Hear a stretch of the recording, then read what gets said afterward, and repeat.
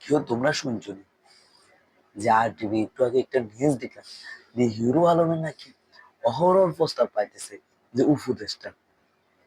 ভাই তুই একটু থাম, চাপাবাজি একটু বন্ধ কর ভাই।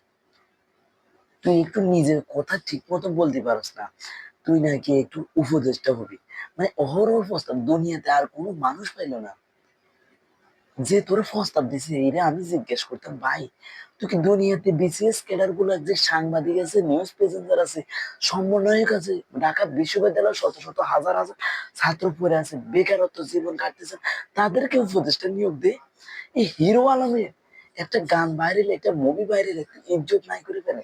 তার লগে একটা চামচা আছে, ওই চামচাটা শেষ করে ফেলায়, ওই নিজে চামচা বেটকানি বেটকানি দেয় আর চশমা লাগায় হাতে, নিজে নিজের দিকে রেলে নিজে কিরকম না, মানে হাতে বলে উপদেশটা মানে একটা কথা বলতে দিলে কোন জায়গায় একটা কথা বলতে